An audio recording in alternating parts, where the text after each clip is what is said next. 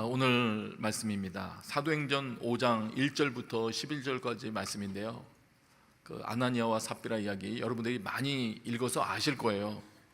그리고 많은 설명들이 있습니다. 많은 질문도 있고 또 설명하기 참 어려운 분들도 있고, 그래서 많은 설명들은 그냥 여러분 다른 내용들 통해서 참고하시면 좋겠고요. 오늘은 저는 본문 이야기로 읽으면서 확인할 수 있는 정도로 내용을 좀 한정해서 오늘 이 말씀을 통해서 무엇을 가르쳐 주시고자 하시는 것인지를 확인을 해보려고 합니다.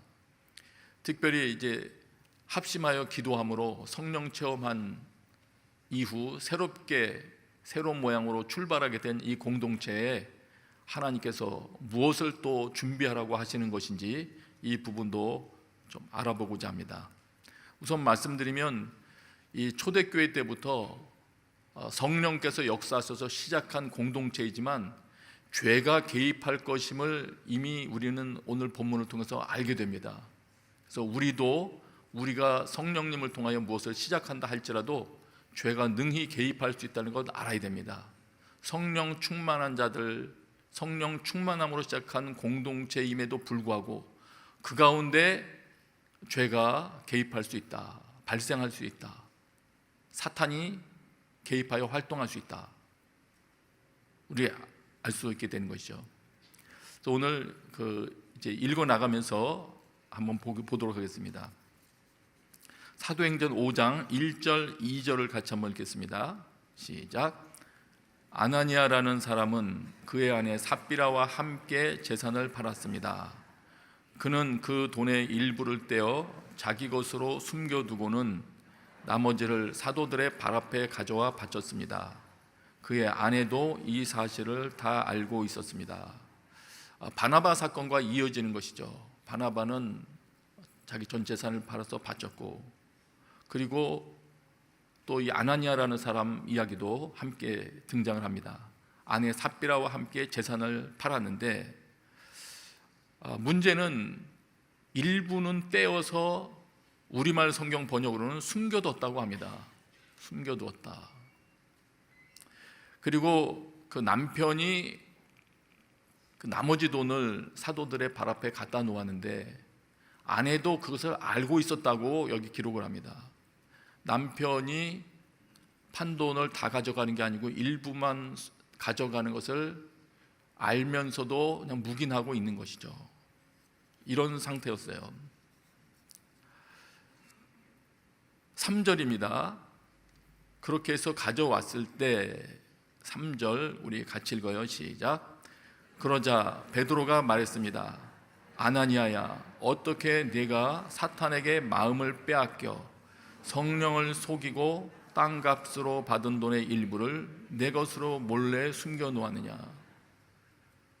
그런데 하나님께서 베드로의 영적인 눈을 열어주셨나 봐요. 가끔 교회사 속에 보면 이런 일이 좀 있더라고요. 초기에 어떤 죄를 범하는 장면을 미리 알아차리고 하는 이런 일이 있었더라고요. 근데 베드로가 하나님께서 순간 깨닫게 해주셨겠죠. 아나니아야, 어떻게 네가 사탄에게 마음을 빼앗겨서 성령을 속이고 땅값으로 받은 돈의 일부를 내 것으로 몰래 숨겨 놓았느냐. 지금 이제 이 장면부터 제가 좀 설명을 드리려고 하는데 도대체 무엇이 잘못일까? 이 아나니아와 삽비라 이 사건을 통해서 교회에 있어서는 안 될 뭘 가르쳐 주시고자 하는 것일까? 그걸 좀 보고자 합니다. 여기 사탄에게 마음을 빼앗겼다 하는 것은 이 성령으로 충만하다 할 때처럼 사탄으로 인하여 마음에 하여튼 다른 것이 충만해진 겁니다. 말하자면 사탄이 내 마음을 다른 생각으로 충만하게 채우도록 방치한 상태가 된 것이죠. 그런데 어떤 상태가 되었느냐면은 처음에는 진실한 마음으로 하나님께 모두 드리려고 했을 수 있어요. 그랬는데 파는 과정 속에서 사탄이 여러 가지 생각의 씨앗을 뿌립니다. 조금씩 뭔가 속삭였겠죠. 생각을 떠오르게 했을 거예요. 다 바치지는 말자, 뭐 이런 생각이 떠올랐든 아니면 뭐 어떤 종류의 생각이 떠올랐는지 우리는 모릅니다. 그러나 중요한 거는 사탄이 내 마음을 점점 사탄의 의도대로 충만하게 채워가도록 방치했다는 거예요. 아나니아가 자기도 자기가 그렇게 하고 있는지 몰랐겠죠. 그러나 어쨌든 방치하고 있었던 것입니다. 그래서 사탄이 여러 가지 생각들을 주면서 아나니아의 생각을 장악하게 합니다. 점령해 갑니다. 근데 이게 왜 잘못이냐면 그 다음에 4절을 보면 우리 알 수 있어요. 4절입니다. 같이 읽어요. 시작. 그 땅은 팔기 전에도 내 소유였고 또 팔고 난 뒤에도 내 마음대로 처분할 수 있지 않았느냐. 그런데 왜 이런 일을 마음에 품었느냐. 너는 사람을 속인 것이 아니라 하나님을 속인 것이다. 이 내용을 설명드리면 이렇습니다. 지금 그 땅과 관련된 모든 것은 네가 마음대로 다스릴 수 있는 것도 아니냐. 네 마음대로 할 수 있는 것 아니었느냐. 그런데 왜 이런 일부만 바쳐야지, 나머지는 숨겨놔야지 하는 이 사건을 마음에 품었느냐는 거예요. 왜 그 생각이 마음에 들도록 내버려 두었느냐. 너의 마음은 네가 통치할 수 있는데 왜 그걸 방치했느냐. 이렇게 읽을 수도 있습니다. 가인 생각나시죠? 가인이 죄를 범하려고 할 때 말씀하셨죠? 죄가 너를 지배하려고 하나 너는 죄를 다스려야 한다. 여러분, 우리 안에 많은 생각을 사탄이 집어넣을 수 있습니다. 사탄은 우리에게 생각을 넣어줄 수 있는 존재입니다. 그러나 우리 생각은 우리가 다스릴 수 있습니다. 우리에게 주어진 모든 것들은 여러분에게 맡겨주신 많은 것들은 여러분이 통제할 수 있습니다. 하나님께서 그래서 그렇게 말씀하시는 것입니다. 죄가 너를 좌지우지하려고 하는데 너는 죄를 다스려야 한다. 그거는 우리의 할 일인 것이죠. 너는 다스려야 한다. 가인은 실패했습니다. 그 후에 많은 가인의 후예들이 많이 실패하죠. 지금 이게 아나니아도 네 마음대로 할 수 있는데 그런데 왜 그 일을 마음 가운데에서 일어나도록 마음속에 이렇게 해야지 팔아서 1번 바쳐야지 이렇게 생각이 진행되도록 놔두었느냐, 이런 얘기예요. 그러면서 그런 결과가 이렇다고 합니다. 너는 지금 그렇게 한 행동은 사람을 속인 것이 아니라 하나님을 속인 것이다. 이게 무슨 말이냐면 이런 말이 되는 거예요. 지금 제가 설명드리는 그걸 따라간다면 하나님께 바치겠다고 부부끼리 얘기했던 뭔가 말을 했겠죠. 팝시다 할 때는 혼자 팔지는 않았을 거 아니에요. 이렇게 합시다, 하나님께 바칩니다. 그리고 했지만 후에 점점 그렇게 하지 않음으로써 하나님께 거짓말한 사람이 되는 거죠. 하나님께 거짓말한 것이 되는 거예요. 그래서 이거는 사람을 속인 것이 아니라 하나님을 속인 것이다. 5장 5절입니다. 이때 얼마나 성령께서 강력하게 이 문제에 대해서 이 공동체가 깨닫게 하기를 원하셨든지 이런 일을 발생을 시키셨습니다. 5장 5절입니다. 시작. 아나니아는 이 말을 듣자마자 쓰러져 죽었습니다. 그리고 이 일을 듣는 사람들은 모두 두려움에 사로잡혔습니다. 이런 일이 발생했습니다. 이 부분은 11절에서 반복되기 때문에 11절에 나올 때 다시 한번 말씀드릴게요. 다시 말하면 이렇게 말할 수 있어요. 아나니아와 삽비라는 지금 이렇게 일을 추진하는 과정에서 하나님을 의식하지는 않았습니다. 분명합니다. 적어도 하나님을 두려워한 것은 아닙니다. 하나님을 두려워하지 않았기 때문에 감히 재산을 팔아서 교회 공동체에서 사도들 앞에 갖다 두면서도 이런 일을 행한 것이죠. 하나님께서는 이런 상태를 매우 위험한 것으로 보신 것입니다. 하나님의 일을 추진하려고 시작하는 과정에서 등장한 이런 일을 교회 전체를 망가뜨리고 하나님의 사역 전체를 망가뜨릴 수 있는 매우 심각한 상태로 보신 거예요. 내 마음속에 사탄이 주는 생각을 하나님 두려워하지 아니하고 분별하여 처리하지도 아니하고 다스려 버리지도 아니하고 그대로 방치하여 나를 충만하게 채워버리게 만들어버린 이 상태를 하나님은 매우 심각하게 보십니다. 오늘 우리도 주목을 해야 될 부분이에요. 6절 7절입니다. 제가 읽게요. 그때 청년들이 들어와 그 시체를 싸서 들고 나가 묻어 주었습니다. 3시간쯤 지나서 그의 아내가 무슨 일이 일어났는지도 모르고 들어왔습니다. 8절입니다. 같이 읽어요. 시작. 베드로가 그녀에게 물었습니다. 말해보아라. 너와 아나니아가 땅을 팔아 받은 돈이 이것뿐인가? 삽비라가 대답했습니다. 네, 그게 전부입니다. 삽비라도 이 태도는 명확합니다. 지금 교회 내에서 지금 성령 충만하여 많은 역사를 경험하고 하나님의 살아계심을 경험했던 그 공동체 내에서 특별히 그 사역의 주인공이었던 사도 베드로와 대화를 하는 중에도 적어도 지금 성령님을 의식하고 있지는 않아요. 두려워하고 있지 않은 것이죠.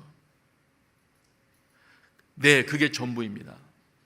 분명히 알았다고 기록되어 있는데 네, 그게 전부입니다. 여기에 대해서 베드로가 이렇게 말합니다. 9절입니다. 같이 읽어요. 시작. 베드로가 그녀에게 말했습니다. 너희가 어째서 서로 짜고 주의 영을 시험하려고 하느냐? 보아라, 내 남편을 묻은 사람들이 문 앞에 있으니 이번에는 너를 메고 나갈 것이다. 베드로가 말합니다. 너희가 어째서 서로 짜고, 이거 서로 짰다는 게 뭐 작당을 했다는 게 아니고요. 그 성경의 표현대로 하면 두세 사람이 내 이름으로 모인 곳에서 또는 이 땅에서 너희가 합심하여 구하면, 이런 때 표현 있죠. 마음을 합했다는 그 얘기예요. 합심 기도한다고 할 때 있지. 이 아나니아와 삽비라가 마음을 합했어요. 성령님께 대해서 이렇게 대해도 된다고 의견의 일치를 본 거예요. 예. 그리고 네, 그게 전부입니다. 이렇게 말했을 때 어떻게 보면은 그런 상황 가운데 남편이 한 일을 알고 있기 때문에 남편을 지지하고자 사랑하는 마음으로 이렇게 말했을 수도 있죠. 자기 남편이 한 일이니까. 여러분 같으면 어떻게 하시겠어요? 남편이 한 일인데, 아내가 한 일인데. 그런데 여기서는 어쨌든 남편을 지지하고자 교회와 성령님을 무시하는 길을 택한 거예요. 어쨌든 하나님이 얼마나 두려운 분이심을 잘 몰랐기 때문이겠죠.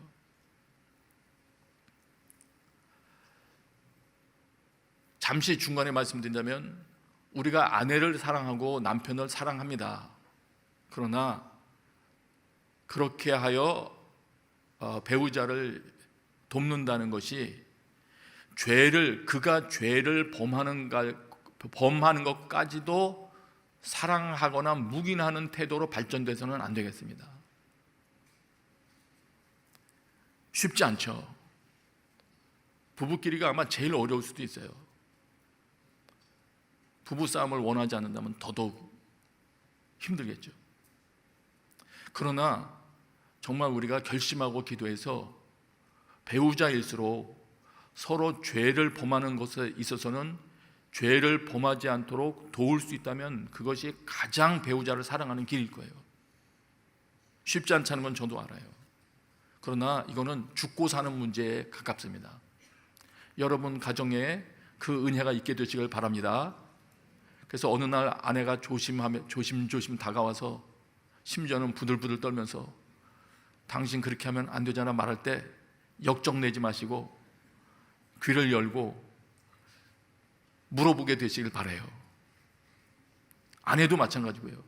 남편이 어느 날 조심조심해서 입을 열기 시작하면 뭔가 성경 얘기를 꺼내면서 우리 이렇게 하면 안 되잖아를 시작하면 당신은 그게 문제야 그러지 마시고 귀를 여시고 받아들여서 가정 가운데 죄를 처리하거나 죄 지을 만한 것을 예방할 수 있다면 그것이 정말 축복인 것입니다. 네. 너희가 어째서 서로 마음을 합해서 주의 영을 시험하려고 하느냐? 말씀에 다소 어긋나는 걸 알면서도 이렇게 한번 그냥 해도 되지 않을까? 이거 자체가 주님을 시험하는 거라고 보시는 거예요. 이렇게도 주님이 어떻게 반응하실까? 10절입니다. 10절 같이 읽어요. 시작. 바로 그 순간 삽비라도 그 발 앞에 쓰러져 죽었습니다. 그러자 청년들이 들어와 그가 죽은 것을 보고는 메고 나가 그 남편 곁에 묻었습니다. 얼마나 두려운 일일까요? 아마 다음 세대들은 앞 세대에서 일어난 이런 일을 보면서 정신이 번쩍 났을지도 몰라요. 그리고 5절과 11절에 동일하게 나와 있는 내용 11절을 통해서 확인하겠습니다. 11절 같이 읽어요. 시작.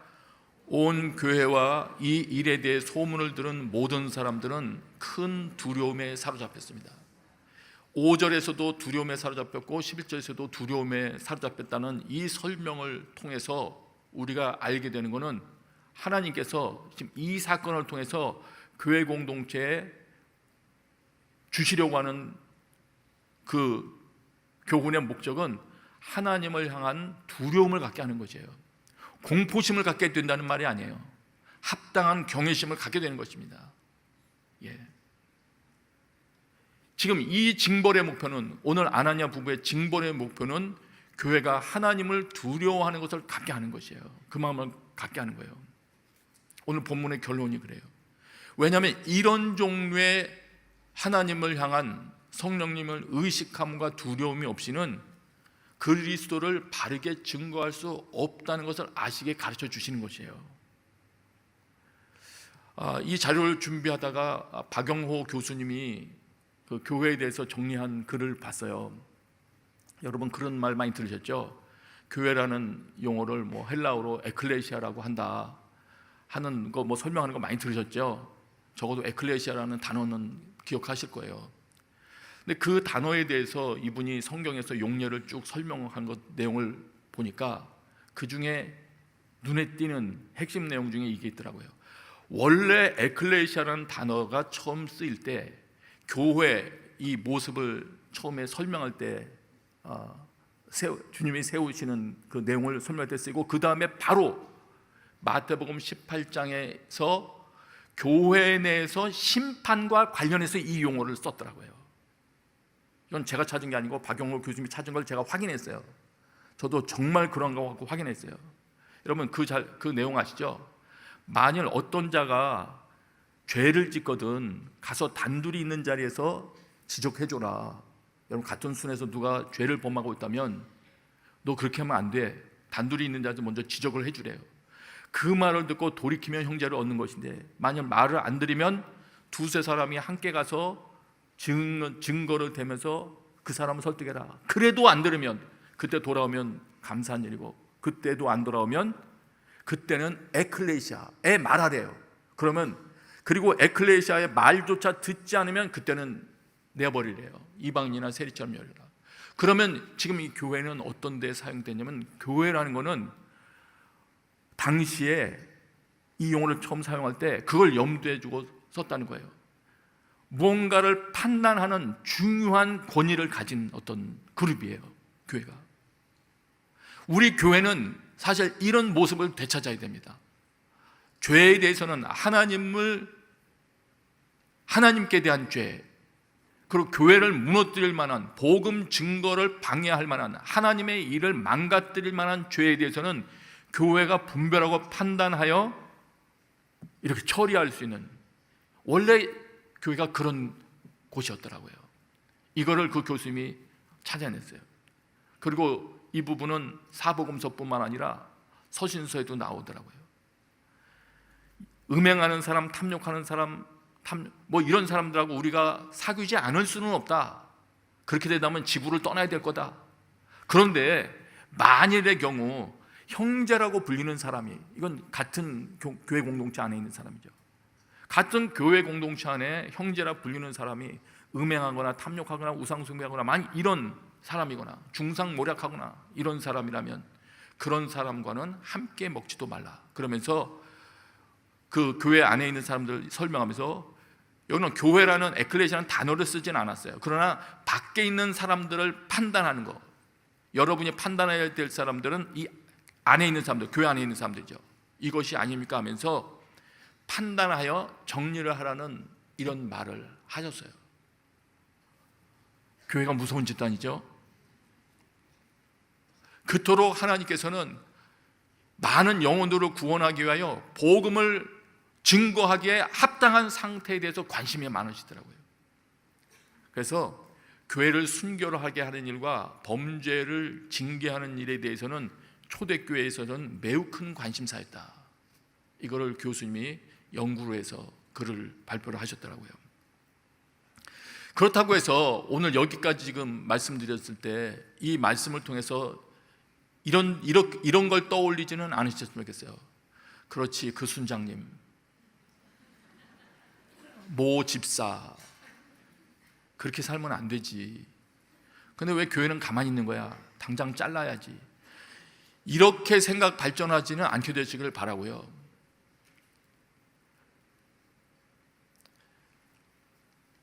사도 바울께서 말씀하신 것처럼 오늘 이런 말을 들으면서 우선 다른 것보다도 아나니아와 삽비라 부부 내면에서 일어났던 그런 부분을 강력하게 지적하고 계시구나 하는 걸 우리가 들었다면 온유한 마음으로 그런 사람을 바라주고 자기를 살펴 여기에 초점이 있는 거죠. 나에게는 그런 일이 없나? 너 자신을 살펴보아 너도 시험을 받을까 두려워하라. 이거 있죠. 나에게는 사탄의 속삭임에 대하여 방치하면서 성경 말씀이 명확하게 기억나는데도 불구하고 성경 말씀을 인용하려고는 하지 않으면서 점점 내 주장을 내세우기 시작한다면 무서운 결과가 따라오는 겁니다. 성령님을 무시하고 있는 거예요. 정말이에요. 성령님을 무시하고 있을 뿐만 아니라 죄를 처리해 버리기를 원하시는 이 교회 공동체를 향한 하나님의 그 손길에 대한 것도 무시하고 있는 거예요. 지금 제가 이런저런 사례를 들으면은 여러분이 또 목회자 입장에서만 이야기한다고 그럴까 봐 예를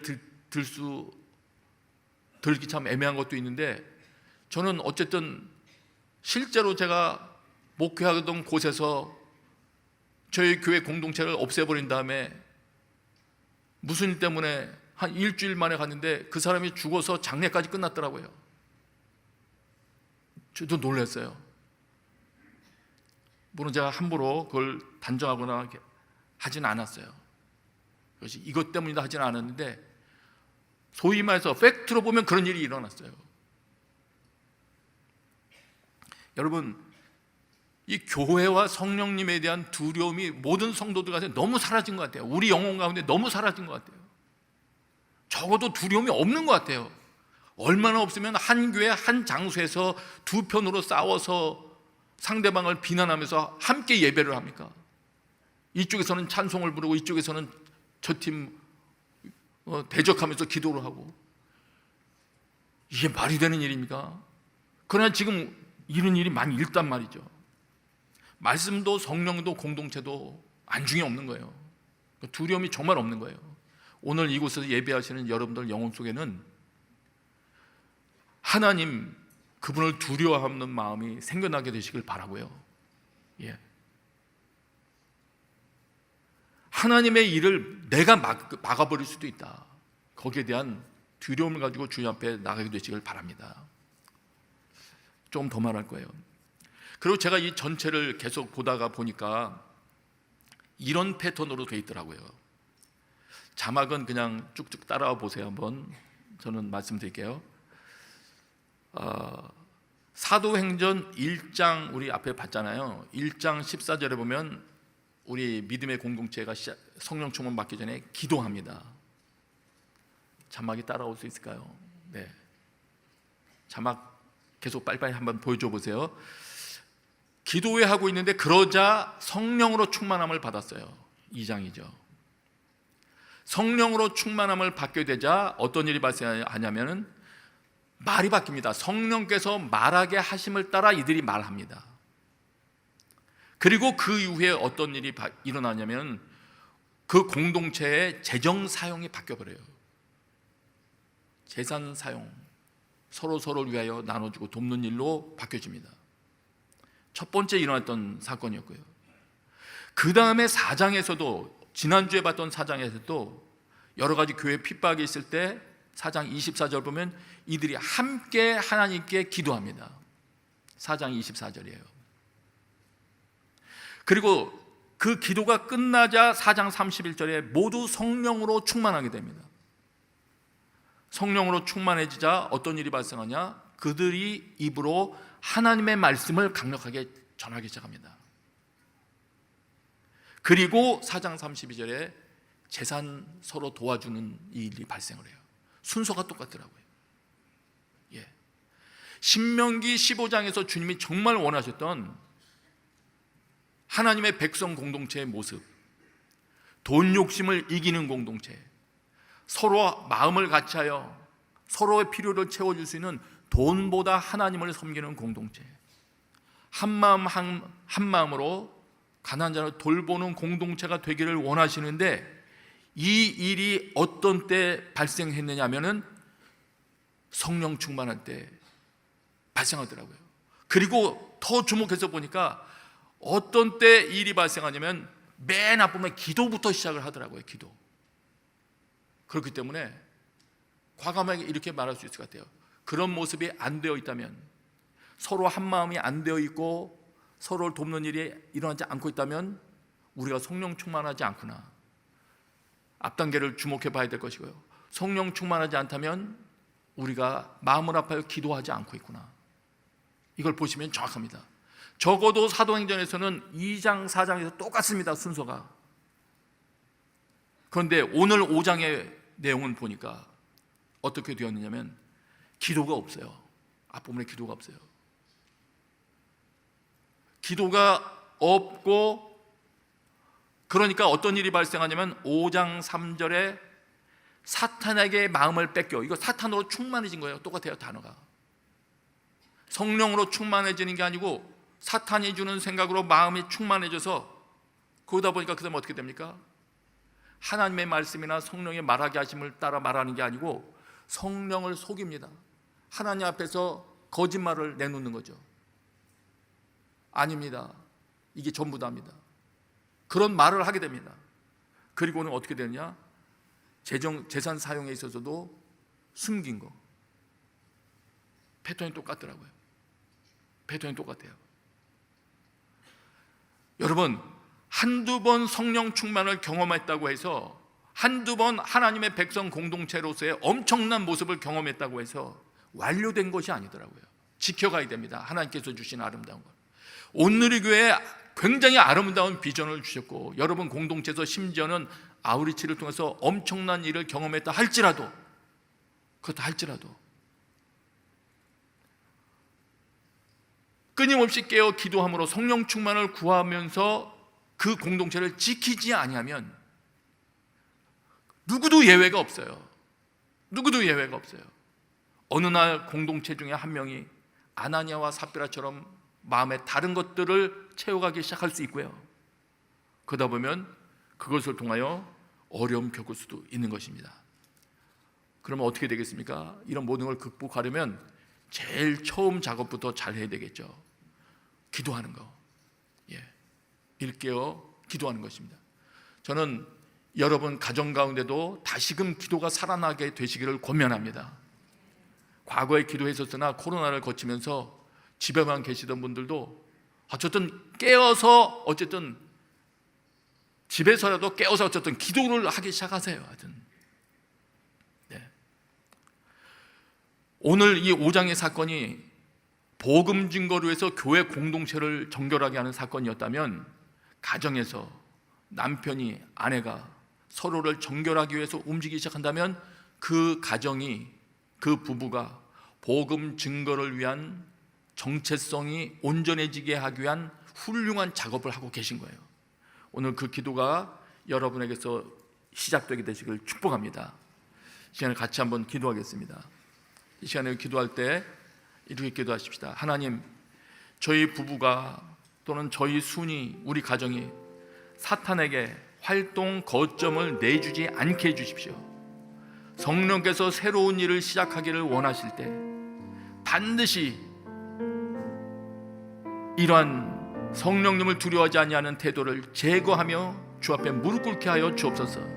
그래서 성령께서 추진하기를 원하시는 일들이 유감 없이 우리 부부의 삶과 우리 가정 가운데서 완성되게 하여 주옵소서. 우리 함께 기도하겠습니다.